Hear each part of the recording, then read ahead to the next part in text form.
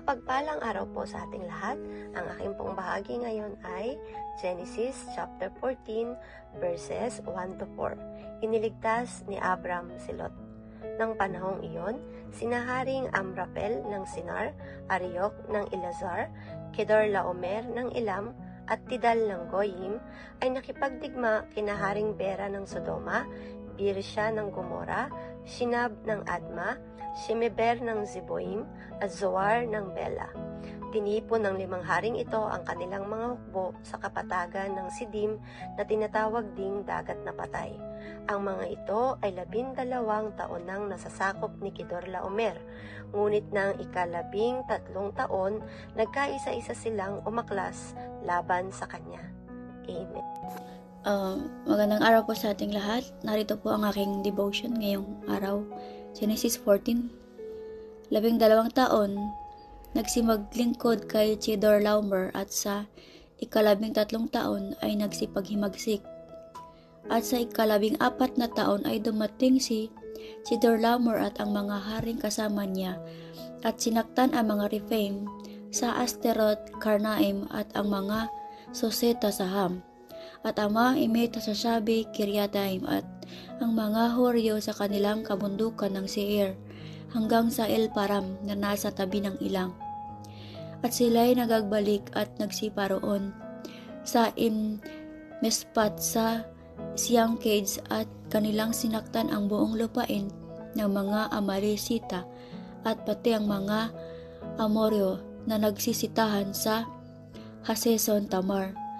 At nagsilabas ang hari sa Sodoma at ang hari sa Gomora at ang hari sa Adma at ang hari sa Siboim at ang hari sa Bela na dilit ibat si Sar at sila'y humanay nang nakipagbakalaban sa kanila sa libis ng Sidem. Amen po. Mapagpalang araw po muli sa ating lahat. Akin po muli ibabahagi sa inyo ang pang-araw-araw na pag-aalay ng aking puso mula sa salita ng Diyos. Sinasabi po dito sa 14 na Genesis, versikulo 9 hanggang 11, nang iniligtas ni Abram si Lot. Versikulo 10, sinaharing Kedorlaomer ng Elam, Tidal ng Goyim, Amrapel ng Sinar, at Ariok ng Elazar, 5 laban sa 4. Natalo ang 5 hari, at nang sila'y tumakas sa labanan, ang hari ng Sodoma at ang hari ng Gomora ay nahulog sa balon ng alkitran na marami sa dakong iyon. Ang iba'y nakatakas papunta sa kabundukan.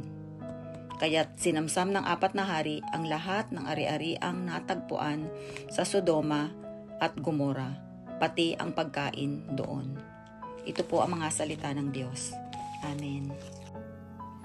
Aklat ng Genesis, Kabanata 14, versikulo 13 hanggang 16.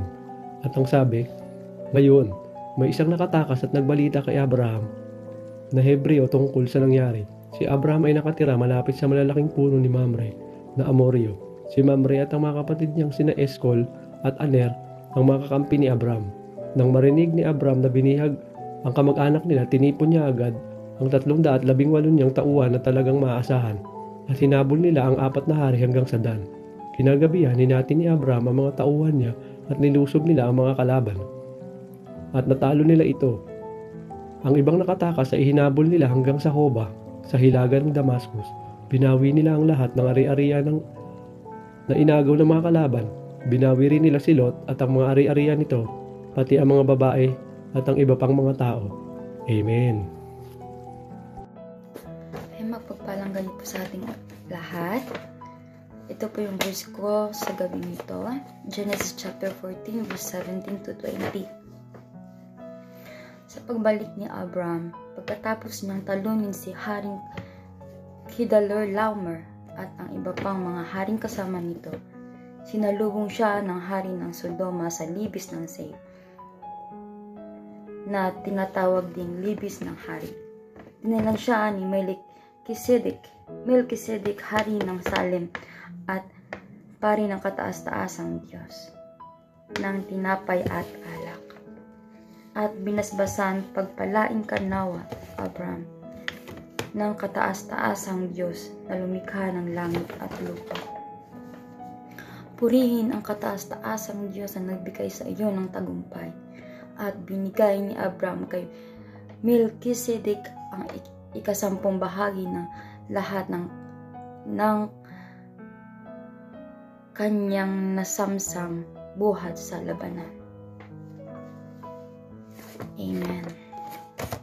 Hey everyone, my devotion for today, Genesis chapter 14, 21 to 24. Sinabi ng hari ng Sodoma kay Abram, ibigay mo sa akin ang mga tao at itago mo ang mga pag-aari.